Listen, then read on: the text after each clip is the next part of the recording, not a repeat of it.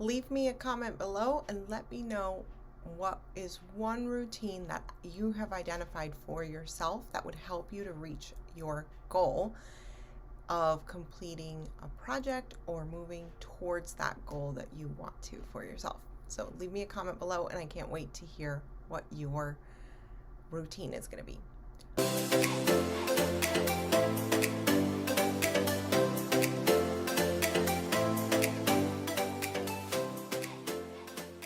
Okay, step 4 is block out what you will be doing throughout your week using your calendar. Okay, so this is when we're getting into the more tactical part of it. You're going to put in times.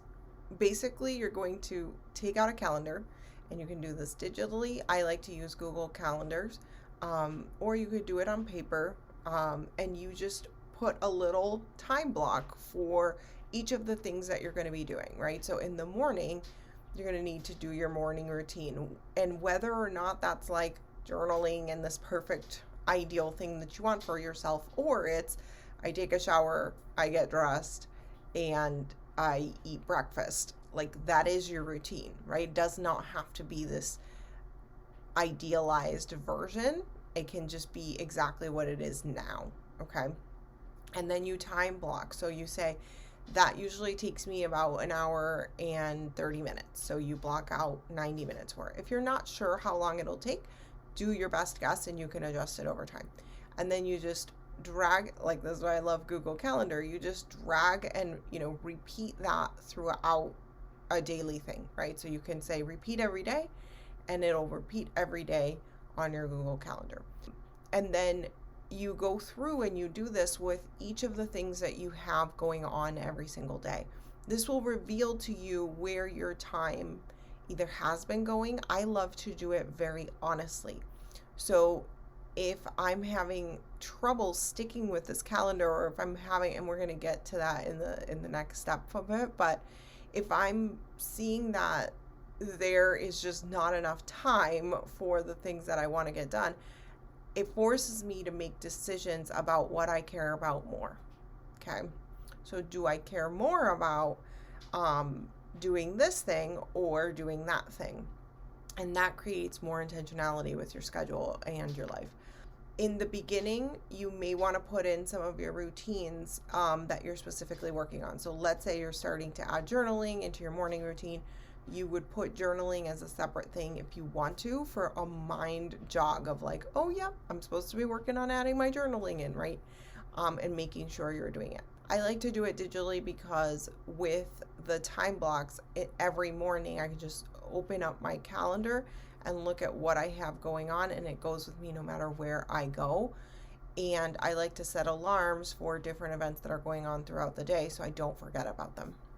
A few years ago, I took an entire year just to work on this time blocking principle and the master schedule principle, and really being intentional and sticking with my word when it came to everything time management. And I say that it took me a year because it literally took me a year, and maybe I'm just slower, but it took me a year to get to the point where I was actually doing the things that were on my schedule versus reacting so much. And that was such a beautiful gift that I gave to myself, in a skill that I learned throughout that. Okay, lastly, for step 4, after you've blocked off all of the things that you do on a regular basis, you're going to look at your projects list and say, okay, what from my projects list needs to go onto my calendar? Okay, and you can repeat that every week, every couple weeks, whatever feels good to you, as a routine. You may even decide, okay, every week at this time, I'm going to be working on this specific project until it's done, and create that as a recurring event. That also will jog your memory because, again, I feel like with the calendar, it's something that we can set alarms on our phone. We can have notifications turned on our phone for a calendar and turn off notifications for everything else. And that keeps us really, really focused on the things that we are supposed to be doing, and keeps us away from the things that we don't need to be working on. All right, so step number 5 is manage your brain. There will be things that come up on the calendar, and as soon as it comes up and you're like, oh yeah, this is my time block for doing XYZ, you don't want to do it. And this is normal because you have a human brain. Nothing is wrong here. Okay, I just want to reiterate, if something comes up onto your calendar and you don't want to do it, nothing is particularly wrong. Okay, you are not off plan, you are not undisciplined, you are not bad at systems, you are not good at, you're not good at time management. Like, those are not things that are actually real. Okay, it's just that you have a human brain that thrives on having pleasure now. And it is more pleasurable now for you to plan to do this next Thursday. And then when next Thursday happens, you're like, I don't want to do the thing. So the question is, how will you handle it? This is where the magic of developing a loving, nurturing relationship with yourself and learning to honor your word to yourself comes in. That is really why it took me 1 year to master time management and master the master schedule, was because I would have periods where I was like a forceful boot camp, like sergeant with myself. And then I would have periods of rebellion where I would be like, I don't want to do anything on my schedule at all, ever. And I had to learn to balance it so that I could be both loving, kind, and caring and loving with myself, but at the same time, not let myself get, too, like, I don't want to say lazy because it's not lazy, but like let myself get off the hook too much or make excuses for myself or things like that, because those things actually took me farther away from my goals. And so I had to create that balance with myself. I called it a remothering period, but you can call it whatever you want. It's deep work. It's not fluffy, and it's not something that you do overnight. I believe this is the crux of an incredible opportunity that a master schedule really provides you. This is far more valuable than the fact that you actually went for and attained and achieved all of your ideas. This is far more valuable than, having a schedule on your calendar. This is you developing a loving, caring relationship with yourself, and it is the most valuable thing that you can do. All right, so now that we're talking about this, it lends the question, which is, how much time should I be giving myself off? How often should I work? How often should I not work? What is that going to look like? Well, again, this is an opportunity when you are creating your master schedule to think intentionally about this. And you know yourself, okay? If you are having those periods of extreme drill sergeant, and rebellion, then there's got to be some sort of middle ground where you're giving yourself enough off time. And you're going to have to play with that. You're going to have to say, okay, let me do where I'm working these days, or how do I feel when I work only for 2 hours a day for more days, or how do I feel if I work for 6 hours a day for fewer days, right? And you are going to have to play with that idea and do it on your own. What we find with our clients is that when they are doing this master schedule process, they will either overly time block. And time blocking doesn't mean that you have to be producing every minute of every day. When you are time blocking, what you want to look at is rest periods as well as work and productive periods, right? So if you don't have enough rest periods or intentional downtime or actual downtime, and we're going to get into what that is, well, then you're not going to have enough rest to actually be productive. You cannot be a production machine from the moment you wake up until the moment you go to sleep. One, that's not actually what's happening. If you think that's what's happening, examine what you're actually doing, because you'll show yourself that that's not actually what's happening. Even though you think that's what's happening, even though you may be putting out a lot of fires, you're not actually productive from morning till night. And so, okay, how can we use those rest periods that we're using anyway to rejuvenate more? Right? Those are the opportunities. And in addition, how can I set a time that I'm not going to work and create, again, it takes discipline, I believe, to do that. It takes more discipline for me to say, I'm going to be off on Thursday night and actually be off on Thursday night.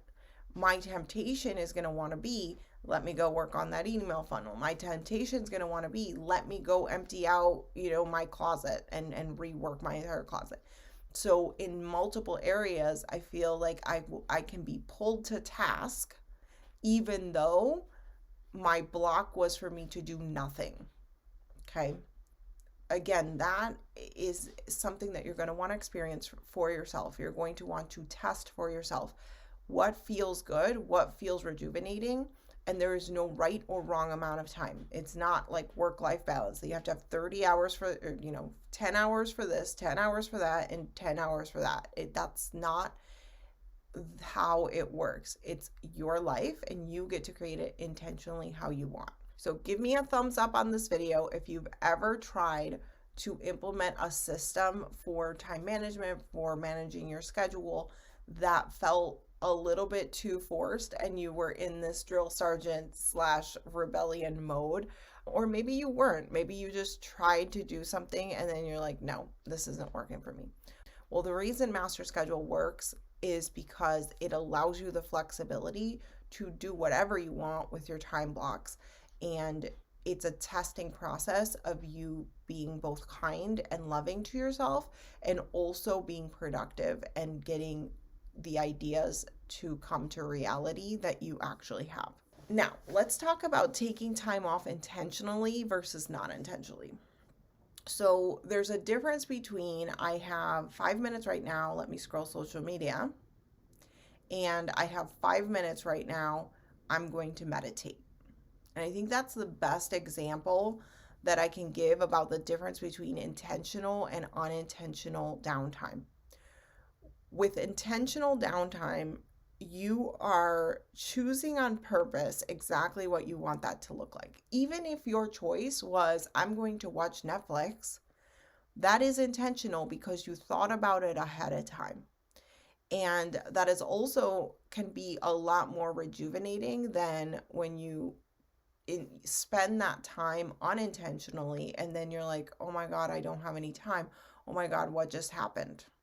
I also love intentional downtime for planning out some time with my family because that whole TV watching thing can really come in. And I'm not saying not to watch TV, right? What happens for me is if I'm not intentional and I don't plan like, hey, we're going to do this board game or we're going to go to this place, it can easily become, let's just watch TV. And that's not necessarily how we make new memories and how we can, really spend time together that creates something really valuable for us. Now, some days we need that. There are definitely days where we just need that, but there are also days that we want to make more memories and we want to spend time together and spend quality time together and make it special. So for me, balancing between those two has been really, really helpful in my personal life. Now, also know if you are an introvert or you are a mom, you're going to need some time. And I say need because this is really and truly a need for humans, and that is the need to be alone. You are going to need alone time where you are not with other people. And how you choose to spend that is totally up to you, obviously.